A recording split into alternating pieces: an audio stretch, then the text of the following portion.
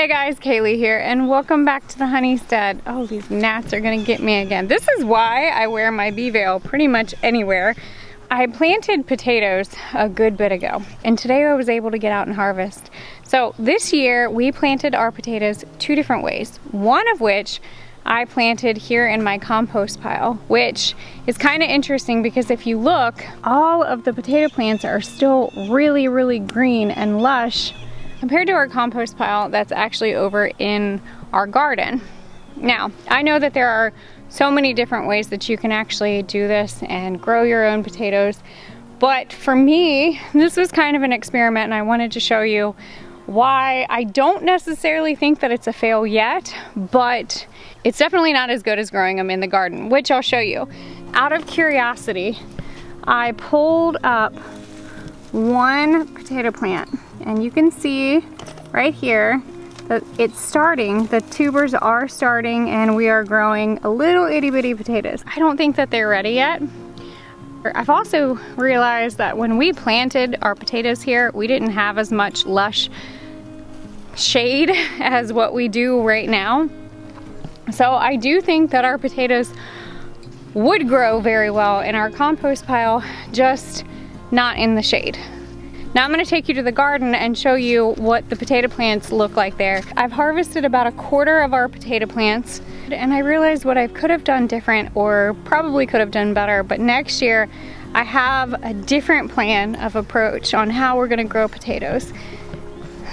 So I harvested all of the potatoes in this little square patch, which I would probably say it's maybe a 12 foot by 12 foot section, maybe, roughly. We're gonna guess. But here are what my potatoes look like that are actually in the garden. You see how wilted? So they're already pretty much done for. Now, I was talking with my good friend Amy Fuel, which I'll make sure to add her YouTube channel as well. She's a lot more knowledgeable on growing potatoes than I am. I've attempted to grow potatoes a couple of times and just have not had success. So I've been sending her message pretty much throughout my entire day. We have so far quite a bit of potatoes already harvested, and I've done a good bit of harvesting today between carrots. I went ahead and harvested our onions. I finished harvesting our beets. Everything definitely looks really good for right now. I still have to harvest our kale, and I've got green beans growing. I've got the Thai long beans growing, which they look so cool. And I also harvested some carrots.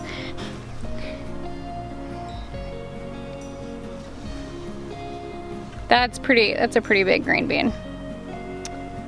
I feel like I probably should have harvested these. I also need to finish pulling up all of our peas that we have growing across this trellis, but I don't have the heart to, and I'll show you guys why.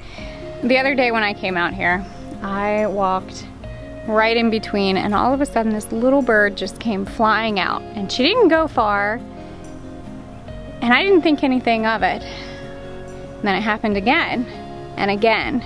So today I just gently kind of peeked in. I was gonna pull all of this up, but my heart can't now, because if you look in really close, I'll share with you, this little mama bird has some babies in here, and I don't have the heart. I can't pull it up yet.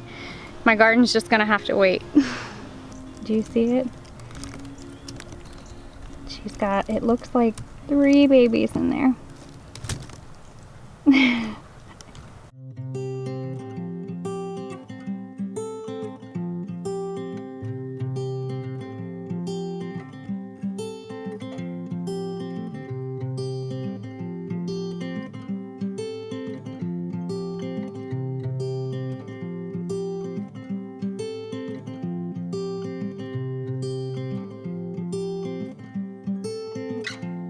Before I go show you our harvest, I want to show you just a quick glimpse out there. A lot of people post, what are my bees doing? And I've been kind of waiting for our girls to actually do this motion, do this process for me to actually share with you guys what it is and explain it. So see how the bees are just kind of going back and forth and cleaning.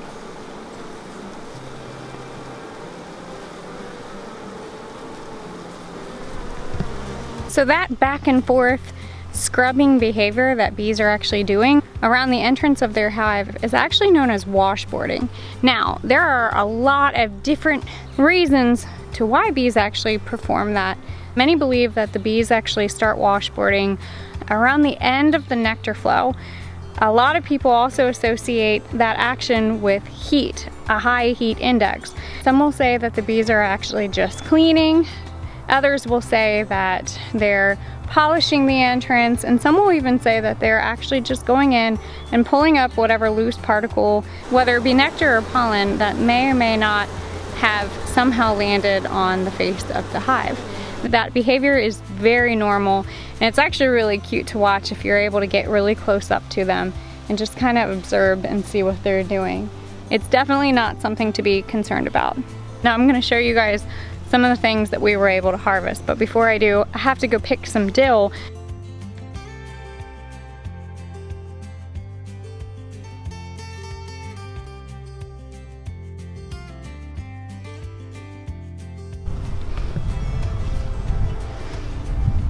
Oh my gosh.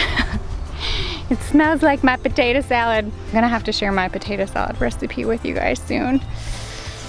It's kind of my thing, you know, like, does anybody have that one recipe whenever they go to cookouts that everyone requests? Well, potato salad is mine, and oh, man, so amazing. So amazing.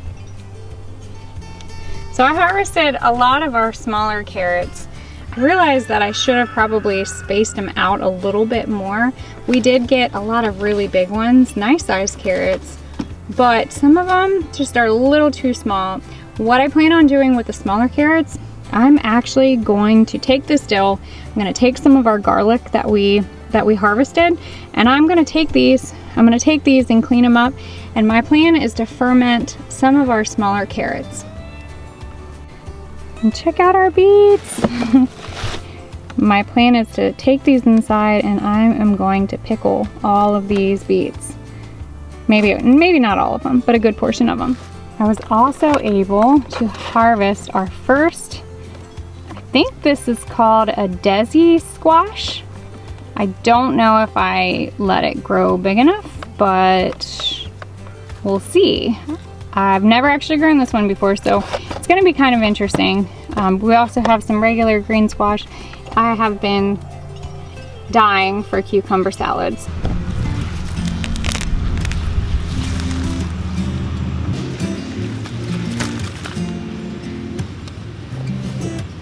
I want to explain really quick my plan for drying our potatoes and our onions. So we have this lean-to building this is where we actually keep our tractor, but all of this space right here is typically used for straw, and we stack it up. We don't have any straw quite yet, so I'm gonna take advantage of this open space. Check them out. Some of them are actually really pretty decent size. My plans are to leave them in here for about a week, and then we'll be able to actually store them in our cellar and preserve them throughout the winter. Then I went ahead and pulled up all of our onions. They're drying. Our onions are gonna dry for a couple of weeks, and then I'll be able to store them as well. This is just a small portion of what we were able to harvest today between the potatoes and the onions.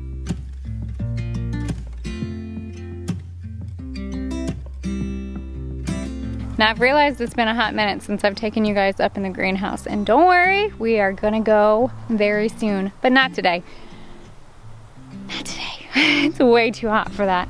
On another note, because we are beekeepers and we also do more than just beekeeping, we homestead here on our property of 40 acres here in Virginia.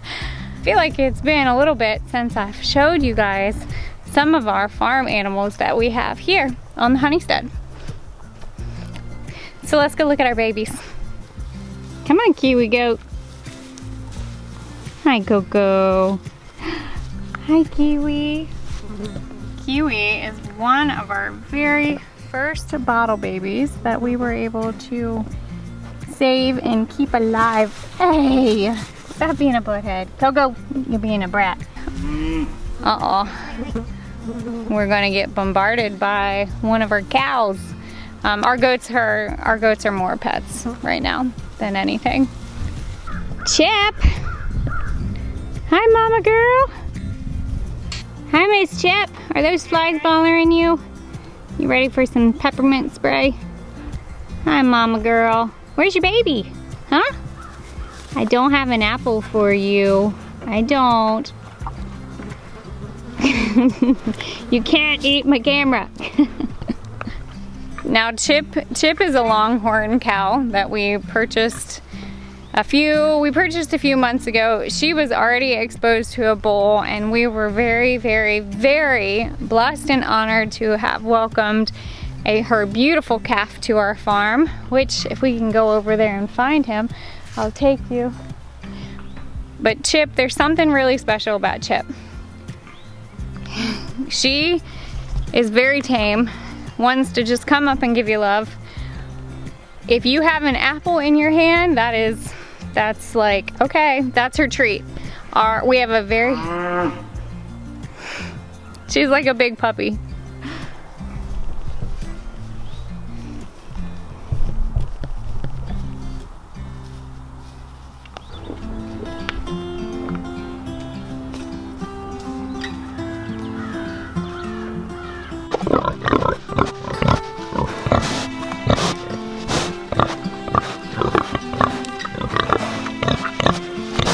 We also raise pigs. This is actually the smallest amount of pigs that I've actually had on our farm in a very long time. This girl right here is Olive.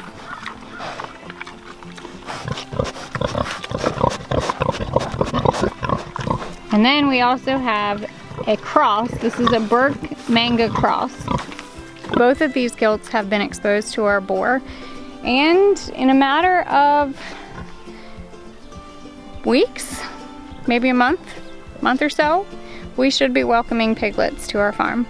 Fingers crossed we'll be doing a piglet update pretty soon.